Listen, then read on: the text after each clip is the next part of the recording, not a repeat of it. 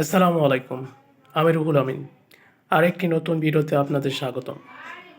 আজকের বিষয় হচ্ছে যে জামাত এবং বিএনপি দুজনের মধ্যে একটা বিরোধিতা দেখা দিয়েছে। এ ব্যাপারে দুই দল দুই রকম মতামত প্রকাশ করেছে।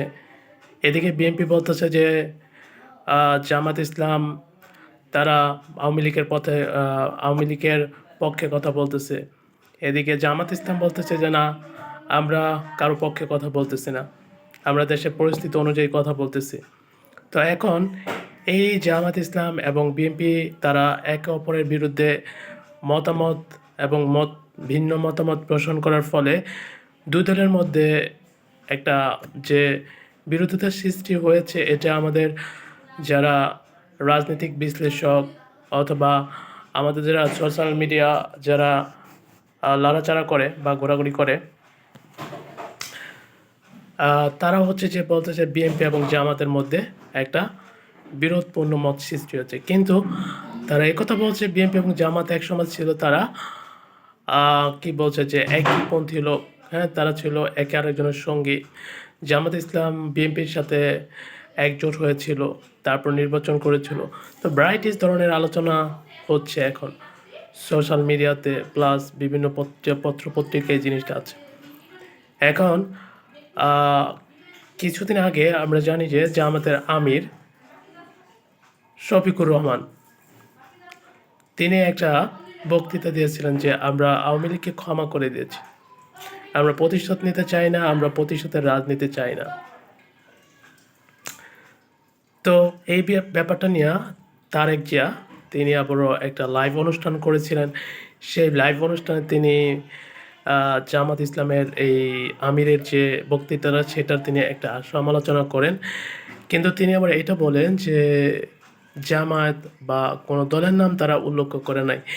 কিন্তু সেটা উল্লেখ না করলেই যেহেতু এইসব কথা এখন জামাতের আমির বলতেছে, তো যারা রাজনৈতিক বিশ্লেষক বা যারা বুদ্ধিজীবী তারা ধরে নিয়েছে যে সে জামাত ইসলামকে এটা ইন্ডিকেট করা হয়েছে। এরপরে বিএনপির আরও যারা সিনিয়র সচিব আছে, মহাসচিব আছে, যুগ্ম মহাসচিব আছে, মির্জা ফখরুল আছে, তারপর হচ্ছে আমিনুল খসরু আছে, হ্যাঁ, তারপর হচ্ছে তোমার রিজভী আছে। এরা সবাই বলতেছে যে জামাত ইসলাম হচ্ছে যে এখন আওয়ামী লীগের পক্ষে কথা বলতেছে। তারা কেন আওয়ামী লীগকে ক্ষমা করে দিল, ঠিক আছে, হ্যাঁ, তা এইসব কথা তারা বলতেছে। এখন এদিকে আবার জামাতে যে আমির আছে তিনি আবার তার বক্তৃতা পরে স্পষ্ট করেছেন, তিনি বলছেন যে আমি বলেছি যে আমরা আওয়ামী লীগকে ক্ষমা করে দিলাম, কারণ হচ্ছে গত 15-16 বছরে আওয়ামী লীগ জামাতকে নিয়ে যেভাবে হ্যারাসমেন্ট করেছে, আওয়ামী লীগ জামাতকে যতবার নিষিদ্ধ করতে চেয়েছে, তাতে তারা বলছে যে তাদের দলের উপর যে কত রকম প্রবলেম সৃষ্টি হয়েছে, তারা কত রাত যে ঘুমাতে পারেনি এই চিন্তায় যে যদি তাদের দলটাকে তারা নিষিদ্ধ করে দেয়। তো সেই জন্য তিনিও চাননি যে আমরা আওয়ামী লীগকে নিষিদ্ধ করে দেই, কারণ হচ্ছে এটা একটা বড় যন্ত্রণাদায়ক বা এটা খুবই কষ্টদায়ক এবং খুবই দুঃখজনক যে একটা দেশে যে কেউ রাজনীতি করতে পারবে, সেটা তার অধিকার আছে, এটা একটা স্বাধীন দেশ। সেই রাষ্ট্রে কেন আমরা একটা দলকে নিষিদ্ধ করে দেব, সেটা আমি কে? তো সেজন্য তিনি বলছেন যে আমি আওয়ামী লীগকে নিষিদ্ধ করতে মানা করছি। তার মানে এই নয় যে যারা অপরাধ করেছে, যারা এই যে হত্যা মামলার সাথে জড়িত, যারা এই ছাত্র জনতার মাঝে গুলি করেছে, যারা দুর্নীতি করেছে, যারা অনিয়ম করেছে, যারা স্বৈরাচারী করেছে, যারা প্রশাসনকে নিজেদের স্বার্থে ব্যবহার করছে, তাদের বিচার হবে না, এটা তো আমি চাইনি। আমি বলছি আমি আওয়ামী লীগকে ক্ষমা করে দিয়েছি, তাদেরকে নিষিদ্ধ করার দরকার নেই, আমি এরকম কিছু বলেছি। এর মানে এই না যে আমি আওয়ামী লীগকে ক্ষমা করে দিচ্ছি। বা তিনি আরও বলেছেন যে আমরা নিজ হাতে আইন তুলে নিতে চাইনি, আমরা চাইছিলাম যে আওয়ামী লীগ যারা অপরাধী, আওয়ামী লীগের যে সদস্যগুলো অপরাধী, যে নেতাকর্মীরা অপরাধী, তাদেরকে বিচারের আওতায় এনে সুষ্ঠু বিচার করা হোক, আমি এটা চেয়েছি। তো তো এখন যদি বিএনপি আমার কথা যদি তারা ভিন্ন মত নেয় বা ভিন্ন দিকে প্রচলিত করে, ভিন্ন দিকে পরিচালনা করে, তাতে আমার আমার কোনো কিছু করার নেই। কারণ আমার সাথে বিএনপির সাথে আগে যে সম্পর্ক ছিল এখন সেই সম্পর্কে। কাজে এটা বাংলাদেশের রাজনীতি প্রেক্ষাপটে আমি রাজনীতি করতেছি, দেশের পরিস্থিতি বুঝে আমি রাজনীতি করতেছি। হ্যাঁ, এবং দেশের পরিস্থিতি বুঝে যে কেউ রাজনীতি করতে পারে। সো তাতে যে সে আওয়ামী লীগের পক্ষে কথা বলছে বা তাতে যে ছাত্র জনতার যে অভ্যুত্থান আছে এই অভ্যুত্থানের বিরুদ্ধে কথা বলছে, ব্যাপারটা সেরকম না। তো তিনি আরও বলেন যে আমরা কারোর প্রতি রাগ বা ক্ষোভ রাখতে চাই না। হ্যাঁ, আমরা চাই যে বাংলাদেশের যারা বর্তমান দায়িত্বে আছে তারা সুন্দরভাবে দায়িত্বটা পালন করুক এবং দেশের যে ক্রান্তিকাল চলছে সেই ক্রান্তিকালটা তারা সুন্দরভাবে মোকাবেলা করুক। আর যখন আমাদের অন্তর্বর্তীকালীন সরকার শপথ নেয় তখন বিএনপির মহাসচিব মির্জা ফখরুল আহমেদ নির্বাচনের দাবি করেছিলেন। তো তখন তিনি বলছিলেন কত দিনের মধ্যে নির্বাচন দিতে হবে সেটা ফিক্স করে দিতে বলছিল। তখন বিএনপি সেই বিষয়ে জামায়াত তখন সেই বিষয়ে কোনো আলোচনা তোলেনি। তো না তোলার ফলে বিএনপি জামাতের উপর একটা মানে বিরোধিতা সৃষ্টি হয়েছে বিএনপির, যে জামাত কেন নির্বাচনের বিষয়টা তুলল না। তো এই কোশ্চেন যখন জামাতের আমিরকে করা হয় তিনি বললেন যে এখন একটা দেশ তো যারা দেশে আগে ক্ষমতা ছিল তারা দেশটাকে ধ্বংস করে গেছে, লুটপাট করে গেছে, প্রশাসনের যে ভিত্তি আছে সেটা নষ্ট করে ফেলছে।